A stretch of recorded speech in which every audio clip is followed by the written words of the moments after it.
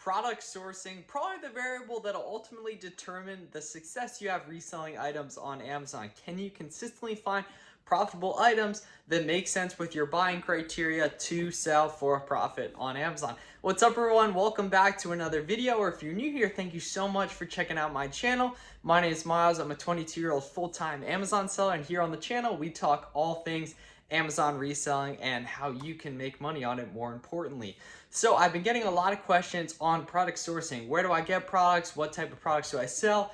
Different strategies for all that. And today we're going to lay out the different types of products I sell, where I get them, so different strategies and best practices for all these different methods and types of products to sell. So to get started, this is the type of product I started out selling on Amazon when I was actually getting started with it about 2 years ago, which would be used books. Why used books, you may ask? Could be a fairly ambiguous type of item that you might not think there's a lot of profit. The nice thing is they're super cheap and inexpensive to purchase. So you think about your local thrift store, right? They probably have some books on a shelf or whatever, and they're probably priced below $1 a piece, maybe even like 25 cents. Sometimes you can even get books for free. And the nice thing is, while obviously the majority of those items aren't going to be profitable, you can, using software, this app called Scout IQ, you can just scan through the barcodes using Scout IQ, and the app, you set up different triggers, essentially buying criteria, and the app will tell you whether it's profitable or not to sell on Amazon. So what I do to get used books is go to different thrift stores, library sales, and go and actually just scan all the barcodes on the books using a Bluetooth scanner and my phone and different triggers on Scout IQ. Another awesome part about used books is the textbook market. I was in college for several years, the past few years, and at the end of the semester, all my peers, friends, different kids in my classes would be done with their old textbooks, and I would buy them off them or sell them on consignment. And the nice thing is, for anyone that's in college, you know college textbooks are ridiculously expensive. The nice thing is, from our perspective, at the end of the semester, kids don't really care about their books. You can pick them up cheap for them. Like, you can get people are buying used books, brand new books on Amazon for, hundreds of dollars for specific, types of textbooks and everything. And they'll gladly, college kids will gladly sell you them for like 20 bucks, 25 bucks, then a semester, or you can just sell them on consignment. So for anyone that's in college, or just, maybe a lot of college students, college textbooks are a great opportunity, especially in December and May at the end of the semester when everyone's getting rid of their books. And it's interesting looking at on Keepa charts, the cyclical data of textbooks, they really spike up at the starts of semesters in August and January as well. So I know people that are loading up on different textbooks to buy and hold right now, and in the off months to then sell them for a lot more come August when textbook season comes around. So the nice thing with books is, when I was doing them really heavily in the past few years, I was doing a lot of consignment for textbooks, and I was going out to thrift stores and library sales and buying stuff for super cheap, like $1. I think my average cost for 2020 per book was like $1.25. Like, super inexpensive stuff like that. And it's easy at the start because the app makes all the decisions for you, so you don't have to rely on kind of your own judgment and studying a lot of data for these bigger purchases we'll talk about in the other types of items I'm selling. So used books, thrift stores, college students, library sales, and all that are really good resource for that. Just use Scout IQ and a Bluetooth scanner, and you can scan through a lot of books, and the app will tell you whether they're profitable or not. The next kind of genre of sourcing is stuff from Walmart and Target, which could be toys, which could be beauty products, lots of different stuff. And there's kind of two different sections of this stuff. And this is, out of all the things we're going to talk about, this is what I do the least of, but one of the ones I really want to get into more. So for some types of like bolos, like super hot products, it's kind of obvious sourcing them. You kind of just got to go out to different stores or schedule free pickups and really hustle around to see what you can do, like especially with pools. And in other examples, you actually want to go through and scan like the clearance aisles, the toy sections, and all that. I do a lot of Lego investing, actually, so I'll go out and order some different Legos and then hold them for a year or two until they sell out in stores, until they're discontinued.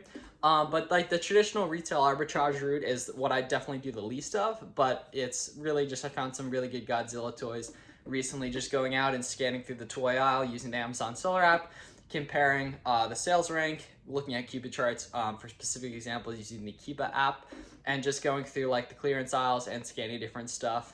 There's some a lot better resources on YouTube for retail arbitrage, specifically my man Justin, the Flipping Account. He has an awesome channel on that, the Flipping Account. You guys should check him out for retail arbitrage. I mainly do online arbitrage, which we'll talk about next. So he's definitely a great resource to check out on that after you subscribe and check out the rest of this video. So for Walmart and Target, I'm mainly just like getting toys and stuff there. And I actually do some OA at those sites as well, using leads from a cook group I'm in called Flips for Fortunes. So getting into the next section, we'll kind of start talking about more the shoe and apparel side, which is the main category I do right now on Amazon. And to start off, kind of the low-hanging fruit with all this stuff, I'm lucky to live fairly close to a Nike outlet, so I can go there from time to time. And that is very simple stuff. Honestly, outlets are a great place to find stuff for cheap. I just go through with the Amazon Seller app or Scatify 2 and scan the different barcodes on each specific size of different shoes. I can kind of eyeball it now, but go through and then scan them, take a look at what they're selling for, the buy box price. The sales rank tend to stay under 100K there, but mainly more focused on Keepa charts, which I have some other videos covering Keepa charts. They're super valuable. You guys gotta know how to use Keepa and all that, but I'll go through Nike outlets and scan through all the shoes, men's, women's, and kids. Don't just do men's, women's. There's tons of money to be made in women's shoes.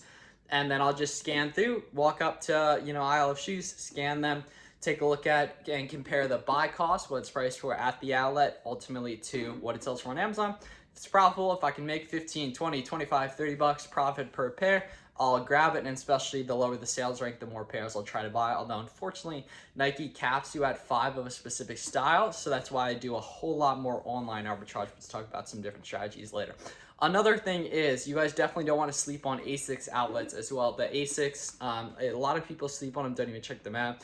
I've found some 100% ROI stuff and going to be doing a lot more ASICS in the future. The Day in the Life vlog actually probably post a few days after this one. Actually take a look at live me going to outlets. I hit a few different Nike outlets and ASICS outlets in the day and grab some different products. Okay, so touching on like the outlet route, that's fairly simple. A lot of people I know have success there. It's just also what you can do is once you start figuring out what's at outlets, you can look at the other sellers on those listings, check their stores.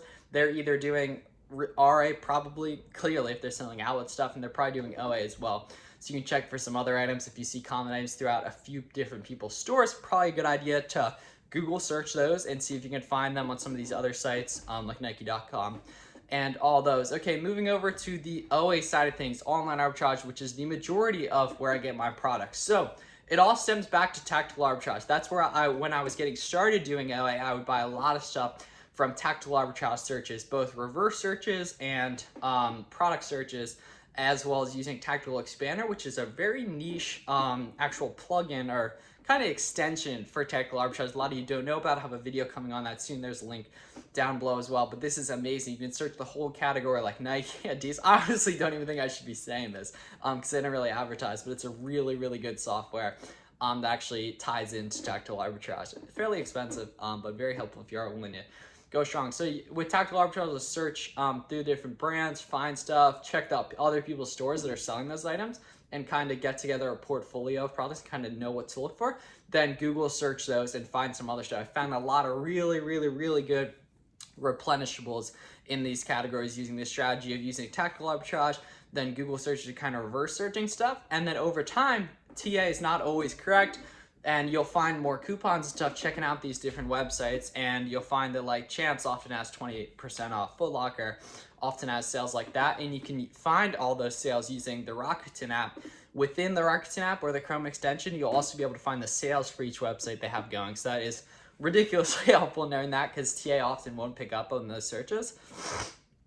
So what I kind of did was built off the TA searches and then kind of incorporated my own sourcing methods to find different replenishables using these different strategies. So I definitely recommend at least starting with TA. I don't do a ton of it myself right now, though I definitely do sometimes, but I mainly use it to kind of build a basis for OA, find some different sites, and then ultimately I'll go through a lot of these sites manually as well, like Nike.com especially. I'll probably do some live sourcing videos going through those sites pretty soon. And then moving into the next kind of phase of my business, what I'm looking to do is start to place some wholesale test orders. Wholesale, for those of you who don't know, is basically where you buy products bulk from a manufacturer, from a brand, from a distributor. And the nice part is, like, dude, Target will ban you if you buy a lot. I've heard people getting orders canceled at Walmart. I've had orders canceled on tons of different sites throughout the years. But the nice thing about buying wholesale is they actually want you to buy bulk. So it's a lot easier to scale. It's really advantageous to, instead of having to worry about, all right, do I want to order 10 of this and guarantee get my order fulfilled, most likely, or do I want to order 20 and risk getting a cancel? And all, like, Target's been canceling a lot of my orders lately. So that's why I want to get into the wholesale route of things, so I can buy 100 units, 1,000 units, some different stuff, if it makes sense. And the strategy I'll be using to do this is called reverse product sourcing, which, for those of you guys who don't know, definitely check out the Wholesale Made Easy podcast. I don't even know Dylan, the guy who made the podcast, but it's super, hopefully I'll meet him soon. But it's super valuable, and I'll be using the reverse product sourcing methods. And once I start opening up some profitable accounts, post some content, maybe do some live sourcing to find different brands and stuff that might be good to sell on Amazon. But basically, the reverse searching method is where you find the product first. You go through a category, find different products based on criteria, good reviews, Amazon not being one of the sellers on the listings, hit up the brand, call them, see what's up, see if you can get an account open, and then just go ahead and buy stuff from them. So yeah, it's kind of an overview of all the different types of product sourcing I do have done and looking to get into with the different wholesale methods. Thank you guys so much for checking out the video. I really appreciate it. I'm having a lot of fun making these. If there are videos you guys want to see, I'll make them. Just gotta let me know. Check out the links down below, and please consider subscribing. I'll see you in the next one. Really appreciate it.